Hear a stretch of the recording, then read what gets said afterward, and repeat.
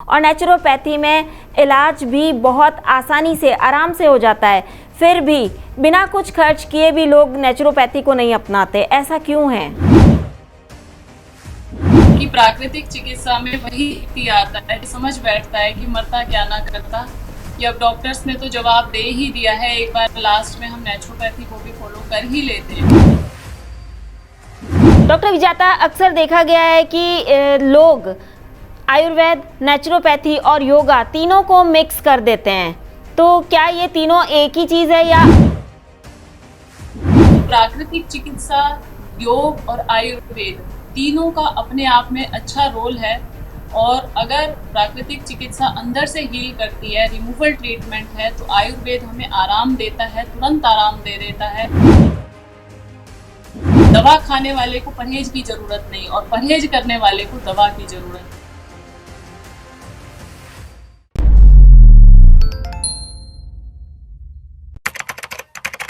नमस्कार, D5 channel Hindi देख रहे दर्शकों का मैं वंदना स्वागत करती हूँ। आज एक बार फिर हम जुड़े हैं वरिष्ठ प्राकृतिक चिकित्सक डॉक्टर विजाता आर्य जी से। डॉक्टर विजाता, आपका बहुत बहुत स्वागत है हमारे इस प्रोग्राम में। Thank you so much Vandana ji. Doctor Vijata, आपको नेचुरोपैथी का बचपन से ही अनुभव है। डॉक्टर विजाता, अक्सर देखा गया है कि लोग नेचुरोपैथी को बहुत कम अपनाते हैं या बिल्कुल नहीं अपनाते हैं, जबकि देखा जाए तो हॉस्पिटल्स जो होते हैं, एलोपैथिक हॉस्पिटल होते हैं, वो काफ़ी भरे रहते हैं और नेचुरोपैथी में इलाज भी बहुत आसानी से आराम से हो जाता है, फिर भी बिना कुछ खर्च किए भी लोग नेचुरोपैथी को नहीं अपनाते। ऐसा क्यों है? वंदना जी, आजकल लोग सुविधा भोगी हो गए हैं, या मैं ये कह दूं कि सबको शॉर्टकट चाहिए। और प्राकृतिक चिकित्सा कोई इलाज नहीं है, ये साधना है, ये एक साधना की पद्धति है, ये एक जीवन जीने की कला है, ये एक हमारी दिनचर्या है जो हमें फॉलो करनी चाहिए। लेकिन सुबह जल्दी ना उठने वाले लोग प्राकृतिक चिकित्सा को कभी नहीं अपना सकते। जो आलसी हैं, जो जीभ का संयम नहीं कर सकते, कंट्रोल नहीं कर सकते, वो प्राकृतिक चिकित्सा को कभी नहीं अपना सकते।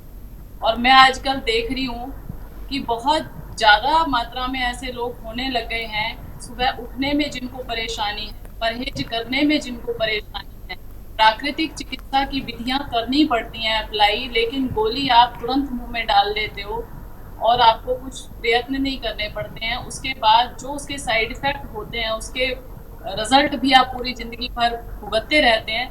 लेकिन इतना होने के बाद भी साधना की तरफ व्यक्ति तभी मुड़ता है जब कोई या तो ईश्वर का संकेत होता है, या आप उस हद तक परेशान हो जाते हो कि अब एलोपैथी वालों ने हाथ खड़े कर दिए हैं, अब मुझे नेचुरोपैथी में जाना चाहिए। हमारे पास मोस्टली पेशेंट ऐसे आते हैं जिनको एलोपैथी में पारस, अपोलो, एम्स, बड़े बड़े हॉस्पिटल्स जवाब दे चुके होते हैं। किसी को स्पाइन की सर्जरी बोल दी है, किसी को यूट्रस रिमूव करवाने के लिए बोल दिया जाता है, किसी को किडनी ट्रांसप्लांट करवाने के लिए बोल दिया जाता है, किसी को हार्ट में स्टंट डलवाने के लिए बोल दिया जाता है। ऐसी सिचुएशन में लोग प्राकृतिक चिकित्सा में आते हैं।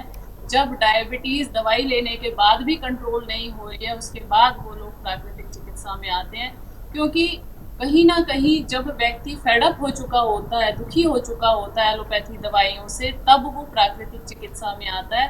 क्योंकि सबको आजकल इजी लाइफ चाहिए, काम के साथ आपके पास टाइम नहीं है, आप सुबह से शाम तक बिजी हो, किसी को ऑफिस जाना है, बच्चों को स्कूल जाना है, बीमार हो गए हैं, मेडिसिन खा लेते हैं, चलो आज का काम तो हमने करना ही करना है, ऑफिस हमें जाना ही जाना है। ये आपके साथ भी कई बार हुआ होगा कि आपको जरूरी है, आज कहीं मीटिंग है या शूट है, कोई आपका इमरजेंसी है, आपने टैबलेट खा ली। मैं ये नहीं कहती एक आध दिन आप इमरजेंसी में टैबलेट खा भी लेते हैं, कोई बात नहीं, लेकिन वो रूटीन में सालों तक जो हम दवाइयाँ खाते हैं, ये एक भी मेडिसिन ऐसी नहीं है जिसका साइड इफेक्ट नहीं होता हो। इमरजेंसी के लिए जरूर एलोपैथी कारगर है। इमरजेंसी में आपको ऑपरेशन करवाना है, एक्सीडेंट हो गया है, आज आपका कहीं पे मीटिंग है, अर्जेंटली जाना जरूरी है और आपके साथ कुछ ऐसी दुर्घटना हो गई है, उस समय आप दवाई खा सकते हैं। लेकिन उसको रूटीन में खाना, 5-5 साल, 10-10 साल थायराइड की दवाइयाँ चल रही हैं, बीपी शुगर की दवाइयाँ चल रही हैं, ये बिल्कुल पूरी तरह से गलत है। पेन किलर खा रहे हैं जॉइंट्स पेन के लिए, एक भी पेन किलर कुछ भी काम नहीं करती सिवाय उस फीलिंग सेंस को ख़त्म करने के जो आपके माइंड के अंदर क्रिएशन है, जो ये दिखा रही है कि आप जिंदा हो, आप जीवित हैं। कहने का मतलब मेरा ये है कि प्राकृतिक चिकित्सा में वही व्यक्ति आता है, समझ बैठता है कि मरता क्या ना करता, कि अब डॉक्टर्स ने तो जवाब दे ही दिया है, एक बार लास्ट में हम नेचुरोपैथी को भी फॉलो कर ही लेते हैं। अदरवाइज पहली कंडीशन में जैसे ही रोग शुरू होता है तो व्यक्ति यही सोचता है कि जब एक गोली खाने से मेरा काम चल रहा है, सिर दर्द हुआ गोली खा के काम चला लेता हूँ, थायराइड है एक गोली तो रोज खानी है, गैस बन रही है एक गोली सुबह खाली पेट खानी है, तो वो इतनी मेहनत करने की सोचता ही नहीं है कि मैं जा कर के अपनी गाड़ी की सर्विस करवा लूँ, अपनी बॉडी को साफ सुथरा अंदर से कर लूँ, तो ये गोली खाने की नौबत भी नहीं आएगी। इतना विचार नहीं करते हैं लोग, इसीलिए प्राकृतिक चिकित्सा में कम लोग आते हैं, क्योंकि लोग जिसे कहते हैं ना कि बहुत ही आसान रास्ते को फॉलो करना चाहते हैं, मुश्किल रास्ते को कोई फॉलो नहीं करना चाहता है। गोली खाने वाला आसान रास्ता है, और प्राकृतिक चिकित्सा में परहेज करना, क्रियाएं करना, योगाभ्यास करना, ये सब लोगों को अभी मुश्किल महसूस हो रहा है। सुबह जल्दी उठना ही अपने आप में एक बहुत कॉम्प्लिकेटेड काम हो गया है लोगों के लिए। लाइफस्टाइल हमारी इतनी ज़्यादा गलत हो चुका है, और मैं ये कहती हूँ जितने भी रोग जिन्हें आज लोग भुगत रहे हैं, ये सिर्फ और सिर्फ हमारे लाइफस्टाइल डिजीज़ हैं। अगर हम अपना लाइफस्टाइल करेक्ट कर लें, अपना खाना ठीक कर लें, अपने विचारों को ठीक कर लें, तो 95% रोग अपने आप ही ठीक हो जाते हैं। डॉक्टर विजाता, अक्सर देखा गया है कि लोग आयुर्वेद, नेचुरोपैथी और योगा तीनों को मिक्स कर देते हैं, तो क्या ये तीनों एक ही चीज़ है या अलग अलग चीज़ें हैं, या इन सबके साथ होने पर ही ठीक ढंग से इलाज हो पाता है? वंदना जी, बहुत अच्छा प्रश्न है आपका, क्योंकि लोगों को अभी गाइड हो रहे हैं लोग, अभी थोड़ा भ्रम है कि क्या तो प्राकृतिक चिकित्सा है और आयुर्वेद क्या है, और योग के बारे में फिर भी लोगों को थोड़ा छोटा मोटा समझ आ रहा है कि आसन प्राणायाम को योग कहा जा रहा है, थोड़ा बहुत मेडिटेशन भी उसमें करवा देते हैं। तो ये जो आज आपने प्रश्न किया है, इसमें मैं एक एक चीज़ लेकर के, योग क्या है, आयुर्वेद क्या है, प्राकृतिक चिकित्सा क्या है, और ये अपने आप में क्या काम करते हैं। देखिए, कोई व्यक्ति बहुत ज़्यादा नाजुक है, परहेज भी नहीं कर पा रहा है, खाना भी नहीं छोड़ पा रहा है, तो उसको हम आयुर्वेद की दवाइयाँ दे देते हैं, तरह तरह के काढ़े पिला देते हैं, खाना भी खिलाते रहते हैं, साथ साथ वो दवाइयाँ काढ़े भी उनके चलते रहते हैं। ऐसे व्यक्ति जिनको रिलीफ चाहिए, ज़्यादा कमज़ोर स्थिति है, ज़्यादा नाजुक स्थिति है, कुछ भी कर पाने की कंडीशन में नहीं है, ना तो वो योगाभ्यास कर पाता है, प्राकृतिक चिकित्सा की पट्टियाँ हैं, मिट्टी की पट्टी है, कटी स्नान है, धूप स्नान है, ये भी नहीं कर पा रहा है, परहेज भी नहीं कर पाता है, तो हम उसको आयुर्वेद के ऊपर डालते हैं कि चलिए खाना खाने के बाद आपको ये दवाई ले लेनी है, ये काढ़ा पी लेना है आपको। तो ये आयुर्वेद का कॉन्सेप्ट है, लेकिन ये कॉन्सेप्ट भी ताज़ा फॉर्म में होना चाहिए, जहाँ पे हम गिलोय, तुलसी, आंवला, एलोवेरा, नीम, अश्वगंधा, शतावर, इन सब चीज़ों का ताज़ा फॉर्म में इस्तेमाल करें। किसी भी तरह के प्रिजर्वेटिव वाली काढ़े हैं, दवाइयाँ हैं, इनको प्रयोग ना करें।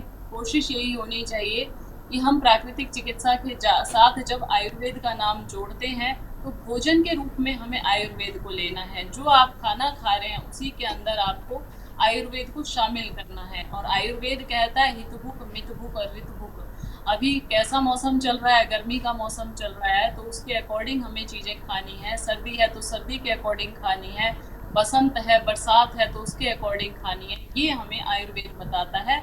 और आयुर्वेद का कॉन्सेप्ट पूरी तरह से जड़ी बूटियों का है, दवाइयों का है, लेकिन उसे भी हमें भोजन के रूप में, फ्रेश रूप में खाना है, किसी भी तरह के प्रिजर्वेटिव डाल करके, या तरह तरह की कंपनियों की आजकल दवाइयाँ आ रही हैं। मैं ये कहती हूँ इतनी जल्दी कोई भी दवा असर नहीं करती है। अगर ऐसी आयुर्वेद की दवाई खाते ही आपको असर कर रही है, तो समझ जाना कि कहीं ना कहीं स्टेरॉयड केमिकल्स का उनमें यूज़ होता है।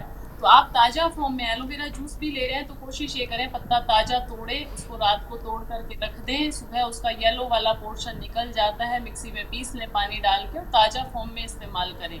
नीम की पत्तियाँ खाना ज़्यादा बेटर है नीम की गोलियाँ खाने से। तुलसी के पत्ते खाना ज़्यादा बेटर है तुलसी अर्क लेने से। तो ये ताज़ा फॉर्म में जिस हम चीज़ों को खाएंगे, गन्ने का जूस आप पी सकते हैं, गन्ना चबा करके खा सकते हैं। तो कुछ चीज़ें ऐसी हैं जो हम आयुर्वेद की अपने अंदर शामिल करते हैं, नेचुरोपैथी के साथ साथ चलाते हैं, तो उससे रोग की रिकवरी और जल्दी हो जाती है, क्योंकि हमें जिन चीज़ों की ज़रूरत है वो हम आयुर्वेद के थ्रू अंदर ले रहे हैं। इसके बाद दूसरा कॉन्सेप्ट है नेचुरोपैथी का, प्राकृतिक चिकित्सा का। अब हम किसी को मसाज दे रहे हैं, स्टीम दे रहे हैं, या किसी को शिरोधारा करवा रहे हैं, ये आयुर्वेद का ही पार्ट है, आयुर्वेद के अंदर ही आता है, लेकिन हमने नेचुरोपैथी के अंदर भी इन सब चीज़ों को शामिल कर लिया है, क्योंकि ये रिलीफ देती हैं। पेशेंट चिल्ला रहा है बहुत तेज़ी से, उसको हमने ऑयल मसाज करके स्टीम दे दिया, तुरंत उसको आराम मिल जाता है। लेकिन रिमूवल ट्रीटमेंट नहीं है। रिमूवल क्या है? बस्ती किया, कुंजल क्रिया किया, जलनेति किया, ये शरीर का शोधन करती हैं। तो प्राकृतिक चिकित्सा एलिमिनेशन का काम करती है, और आयुर्वेद के अंदर ज़्यादातर जो क्रियाएं हैं वो हमारे शरीर को आराम देती हैं, बहुत ज़्यादा रिलैक्स दे देती हैं। आजकल तरह तरह की बस्ती है, नस्य है, या तर्पण है, या कटी बस्ती है, जानू बस्ती है, ये सब चीज़ें बहुत तेज़ी से रिलीफ दे देती हैं। इसलिए आयुर्वेद की क्रियाओं को भी हमने प्राकृतिक चिकित्सा में शामिल किया हुआ है। लेकिन लोगों को इलाज से मतलब नहीं है, सिर्फ केवल मात्र उनको रिलीफ चाहिए। अब मैंने किसी को बताया कि आपको शिरोधारा की ज़रूरत ही नहीं पड़ेगी, आप मिट्टी स्नान कीजिए, मडबात कीजिए, और मिट्टी स्नान के बाद जो आपका बहुत प्रेशर से पानी सिर के ऊपर आ रहा है उसके नीचे आप 15 मिनट से लेकर के 20 मिनट तक बैठ जाइए। आपको शिरोधारा की ज़रूरत नहीं है, आपको मिट्टी पट्टी की भी ज़रूरत नहीं है, क्योंकि पेट पे मिट्टी थोड़ी ज़्यादा लगा लेते हैं मडबात के टाइम पे, तो आपकी मिट्टी की पट्टी भी हो जाती है। आपको मसाज की भी आवश्यकता नहीं है। अगर आप मिट्टी स्नान करने के बाद उसको रगड़ रगड़ के जब साफ़ करते हैं तो आपकी स्किन एकदम से साफ़ हो जाती है, उसके रोम छिद्र खुल जाते हैं, आपको स्टीम की, मसाज की भी ज़रूरत नहीं। तो प्राकृतिक चिकित्सा एक सस्ती चिकित्सा पर है, हर व्यक्ति इसको कर सकता है, लेकिन आयुर्वेद के अंदर थोड़ा सा हमें महंगी चिकित्सा पद्धति भी है और कई सारे इंस्ट्रूमेंट की भी आवश्यकता पड़ती है। लेकिन प्राकृतिक चिकित्सा में हमें किसी भी इंस्ट्रूमेंट की ज़्यादा आवश्यकता नहीं है, बहुत थोड़े में काम चल जाता है। बहुत गीली ठंडी पट्टियाँ लपेट हैं, मिट्टी की पट्टी है, कटी स्नान के टब है, बहुत ज़्यादा चिकित्सा नहीं होती है नेचुरोपैथी में। तो प्राकृतिक चिकित्सा, योग और आयुर्वेद तीनों का अपने आप में अच्छा रोल है, और अगर प्राकृतिक चिकित्सा अंदर से हील करती है, रिमूवल ट्रीटमेंट है, तो आयुर्वेद हमें आराम देता है, तुरंत आराम दे देता है। और साथ में जो योग है उसको हम प्राकृतिक चिकित्सा का ही एक पार्ट मानते हैं, उसको हम वायु चिकित्सा के अंदर शामिल करते हैं, जहां हम प्राण के थ्रू श्वास अंदर लेते हैं, छोड़ते हैं, तो ये वायु चिकित्सा हमारी चलती है। आसन प्राणायाम वायु चिकित्सा के अंतर्गत आते हैं। और आयुर्वेद वो हमारा भोजन का कॉन्सेप्ट है। हम अक्सर कहते हैं कि दवा खाने वाले को परहेज की ज़रूरत नहीं, और परहेज करने वाले को दवा की ज़रूरत नहीं। जब आप आयुर्वेद के अकॉर्डिंग अपना भोजन लेते हैं तो आपको दवा की ज़रूरत ही नहीं पड़ती, भोजन ही आपकी दवा बन जाता है। तो इसलिए बहुत ही अच्छा ये तीनों का कॉम्बिनेशन है, योग, आयुर्वेद और प्राकृतिक चिकित्सा। प्राकृतिक चिकित्सा में पंच महाभूत चिकित्सा, मिट्टी, पानी, धूप, हवा, आकाश से हम ट्रीटमेंट देते हैं, और बेस हमारी बॉडी का यही पंच तत्व है। बाकी सब चीज़ें हम जो भी शामिल करते हैं इसमें, चाहे योगासन प्राणायाम है, चाहे आयुर्वेद है, चाहे कोई भी कॉन्सेप्ट है इधर उधर का, वो हम आराम देने के लिए करते हैं, रिलीफ देने के लिए करते हैं। बेसिक जो ट्रीटमेंट है वो हमारा प्राकृतिक चिकित्सा से ही चलता है। और प्राकृतिक चिकित्सा को अगर एक बोला जाए, और बाकी जितनी भी इसमें क्रिया आपकी पैथियाँ हैं, चाहे योग है, एक्यूप्रेशर है, सुजोग है, रेकी है, उनको हम 0-0 बनाते जाएं तो उसकी महत्वता, उसकी गुणवत्ता बढ़ती जाएगी। इसी तरह से प्राकृतिक चिकित्सा शरीर के अंदर से टॉक्सिन्स को निकालने का नाम है, ये एक साधना है, और इसलिए इसको लोग कम फॉलो करते हैं, क्योंकि इसमें परहेज होता है, क्रियाएं करनी पड़ती हैं, सुबह जल्दी उठना होता है, आपको अपने दिनचर्या का, अपने खान पान का, अपने विचारों का ध्यान रखना होता है। लेकिन परमानेंट अगर आप क्योर चाहते हैं किसी भी रोग का, तो प्राकृतिक चिकित्सा ही आपको दे सकती है। बाकी पैथियाँ आपको रिलीफ जरूर दे सकती हैं, आराम दे सकती हैं कुछ टाइम के लिए, लेकिन रोग की जड़ को ख़त्म नहीं कर सकती। हमारा ब्लड टॉक्सिक हो गया है, जोड़ों में दर्द है, उसके लिए आप मसाज कर दें, थोड़ी देर के लिए रिलीफ मिल जाएगा आपको, लेकिन अंदर से ब्लड जब चेंज होगा, हमारा यूरिक एसिड घटना शुरू होगा, हमारी बॉडी एसिडिक से एल्कलाइन हो जाएगी, तो हमारा जॉइंट्स पेन ठीक होगा। इसलिए 4 महीने में जो जॉइंट्स पेन वाले रोगी हैं वो दौड़ने लग जाते हैं, सीढ़ियाँ चढ़ कर के, दौड़ करके चढ़ने लग जाते हैं, बस पकड़नी है भाग करके पकड़ने लग जाते हैं, क्योंकि प्राकृतिक चिकित्सा आराम नहीं देती, वो आपको अंदर से ठीक करती है। जो हमारा ब्लड एसिडिक हो गया था उसको वापस एल्कलाइन करने का काम नेचुरोपैथी करेगी। वापस जो हमारी क्षमताएं कमज़ोर हो गई थी वो वापस क्षमताएं आएंगी, क्योंकि हमारा जो शरीर है वो मशीन से अलग है। हम जब बचपन में थे, छोटे थे, हमारा शरीर छोटा था, हमारे अंदर ब्लड कम था, बोन्स कम थी। जैसे जैसे हम बड़े होते जाते हैं हमारी सारी क्षमताएं बढ़ती जाती हैं, हमारा शरीर विशाल बन जाता है। तो ये सारा काम ह्यूमन बॉडी अपने आप करती है, हमें कहीं से करने की ज़रूरत नहीं पड़ती, ये सब प्रकृति करती है। इसलिए हम कहते हैं प्राकृतिक चिकित्सा अपने आप में एक कंप्लीट वैज्ञानिक साइंस है। इसके अंदर हमें कुछ भी छेड़छाड़ करने की आवश्यकता नहीं है, क्योंकि ये शरीर हमारा पंच महाभूतों से बना है और इन पंच महाभूतों से बहुत आसानी से आप बड़े से बड़े, असाध्य से असाध्य रोग को ठीक कर सकते हैं। पूरी तरह से आराम देने के लिए हम लोग आयुर्वेद को और योग को साथ साथ इसमें फॉलो करते हैं, जिससे रोग की रिकवरी जल्दी हो जाए। डॉक्टर विजाता, महत्वपूर्ण जानकारी देने के लिए आपका बहुत बहुत धन्यवाद। Thank you so much Vandana जी। अगले एपिसोड में आपसे फिर मुलाकात होगी, तब तक के लिए नमस्कार।